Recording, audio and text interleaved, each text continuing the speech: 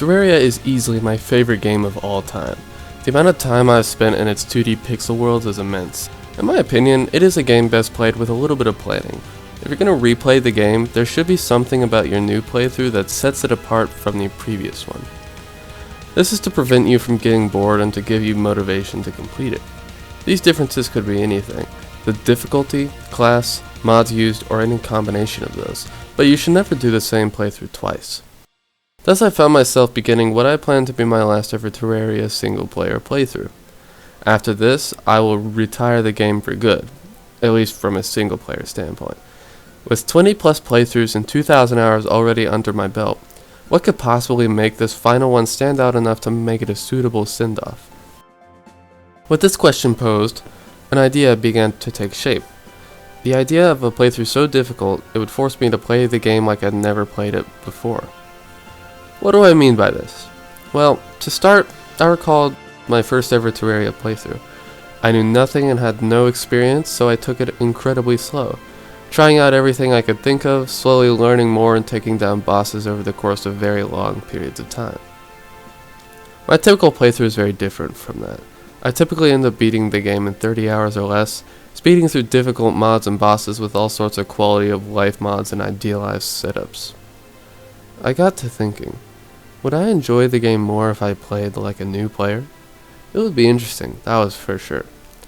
However, I also needed to set things up so that it would be in my best interest to play that way. Otherwise, I'll probably just go back to my typical way. So, I did this. First, I installed Calamity and Fargo Soul mod. I would be turning on both Eternity and Death mode. This would lead to such incredible difficulty, it would emulate the difficulty of playing the game for the very first time. Next, I uninstalled all my quality of life mods: Alchemist NPC, Louis AFK, IMK Sushis, even Bane Miner. The only ones I kept were pure utility, like Recipe Browser, Magic Storage, and Boss Checklists. This would force me to take the game more slowly. And finally, I made myself promise that I would do tons of building and take huge amounts of care regarding the world I was playing in. This way, I would add more playtime and enhance the world so that spending time in it would be more satisfying and comfortable. So, I created my world and began. How did it go? As I played, I began to first understand the true scope of what I'd begun. The first boss I took on was King Slime, who I defeated after 10 hours of playtime. In the time that it would normally take for me to clear pre-hard mode, I'd killed the very first boss. As of the time of me writing this, I'm 95 hours of playtime in and I've yet to kill the wall of flesh. Without quality of life mods and purposely avoiding Calamity's quality of life recipes, I had to resort to other methods to collect the mini items required of me by the game. I became a master of fishing, botany, and alchemy, brewing potions manually, doing angler quests, and building greenhouses. It was slightly tedious compared to what I was used to, but I was taking a very patient mindset. I found a couple of things playing this way. The first of them was that it was, well, actually fun to do these things if you just slow down a little bit and made them your main objective in the moment.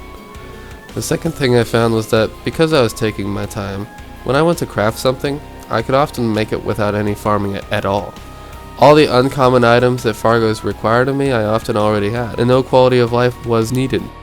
It was more satisfying to do it this way than to just make it with a shoehorned quality of life recipe. I also found that by preparing for boss fights more, it made them not only easier but more rewarding.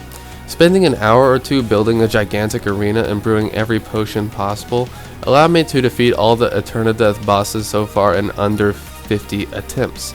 If that sounds like a given, trust me, it isn't. So far, it's been an incredibly fun and fulfilling experience. I'll probably make an updated video on this topic once I actually finish the playthrough, but that won't be for several hundred more hours, I'm sure. Would I recommend this type of playthrough to others? Well, I say you should absolutely go for it. Of course, you should have a lot of experience already. If you're getting bored of the game and want to go out with a bang, this is the way to do it. But only if you accept the playstyle of patience. By no means is this the objectively best way to play the game. I do not pretend like this will appeal to everyone, nor do I seek to foster any sort of elitism through the creation of this video. I only wish to suggest a different playstyle for those looking to shake up their traditional Terraria experience. that's it. If anyone wants to try this, let me know how it goes. Make sure to subscribe, like the video, and look out for any future uploads.